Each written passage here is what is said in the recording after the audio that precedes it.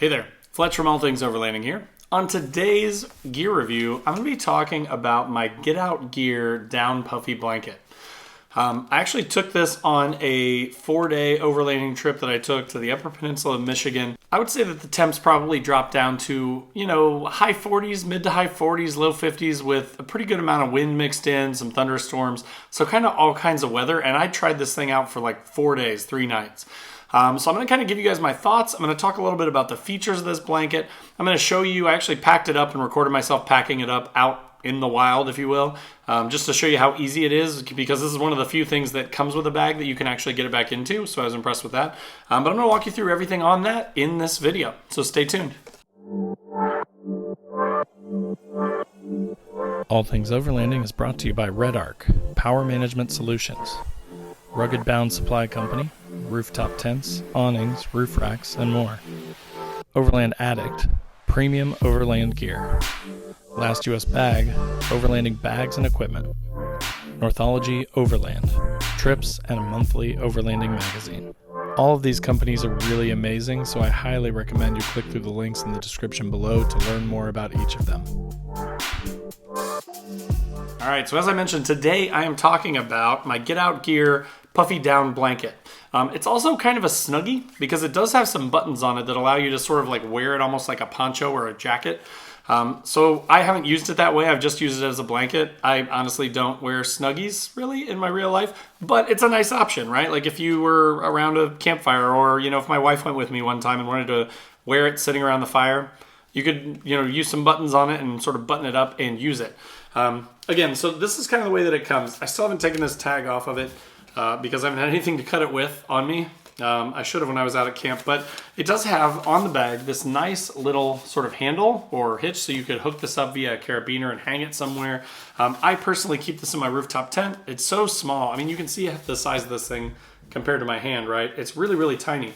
So I'm actually going to use this, I think, to replace possibly my wool blanket. So if I lay this side by side with my wool blanket, even folded up, my wool blanket's probably about 5 times wider than this. I could probably fold it down smaller, but then it's probably about twice as thick as this.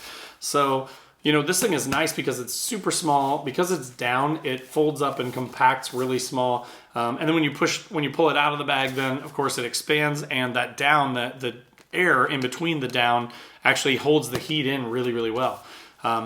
So again, things that I like about this, the bag is, not waterproof, but it's water resistant. It's got this really sort of simple, almost like a dry bag sort of attachment that you do the clips, you roll this down to sort of compact it, and then inside is your blanket. So let me pull this thing out here and I'm going to show you what it looks like. So they do have different colors and stuff. I chose kind of the sort of tan gray with the red stitching because I just thought it was kind of sharp looking. The quality of this thing though is really, really nice. I'm pretty sure that it's made in the US, not 100% sure, so double check me. But the size of this thing is actually pretty good, and it's kind of hard to show you on camera here. Let me stand up and I'll kind of back away here. I mean, I'm 6'2", and it covers me completely and it goes to my feet. I actually, as I mentioned on this last 4-day, 3-night trip, this was the only blanket I brought with me. I actually didn't anticipate it getting as cold as it did, but this thing was a literal lifesaver. Like, if I had not had this, I would have had to get in my truck or whatever and turn on the heat because it got pretty cold, down in like the 40s, 50s a couple nights with some strong thunderstorms and stuff. It did get damp one time because I had a leak in my rain fly for my hammock. And it dried right up. I just set it out in the sun on a picnic table, and when I came back from a trail ride, it was dry. So it dries out really quick. Again, lightweight, but when you bring it out, it kind of expands and gets a little bit bigger. As I mentioned, there are buttons on it. Let me find these here. So I think that the way that you are supposed to use these buttons, and again, I could be wrong here, but is that you kind of almost put this over your shoulders, right, like a blanket, and then it's got these sort of buttons that will button it together in front of you. But then you can kind of just wear it, almost like a poncho or a jacket. So there's another one up here. So like, again, it's not super, super fancy, but I don't know that I would need it to be. The main thing is just that you don't have to hold it on you, right? Because it is kind of slippery. But so then it kind of almost buttons up like a jacket. So let me back away a little bit here. So you can see it kind of works almost just like a poncho, right? Like you can get your arms out and stuff, but it buttons up in the front. Just kind of hangs over you, helps keep you warm. But so again, I mean, the whole idea of this, right, is that while it's a blanket that maybe you use in your tent or in a hammock or in a rooftop tent or whatever, you can, wear it around. You can throw it on yourself and snap a couple buttons. And then you could wear this, sitting around a fire or something, which, again, I don't know if I'll use it that way, but my wife might. And it's just a nice sort of feature to have. But again, talking about this thing in 40, 50 degree weather, this thing was awesome. If I'd had, and I forgot my 0 degree sleeping bag. So again, this was my only lifeline. But if I'd had my 0 degree bag, this would be like an awesome sort of like, those fleece liners that you can get for sleeping bags that raise the temps 5 or 10 degrees. I think this would easily do that or more. So again, my kind of idea of this is to use it as a replacement to my wool blanket just because the wool blanket is so huge. Here I'll put in some footage of me sort of packing it down just so you don't have to watch me do it again. But basically, I use this like a stuff sack. Just stuff this in here. It's really, really simple and easy. Because it's down, it just immediately starts to compress as you start to jam it into the bag. And it's really, really easy to get closed up.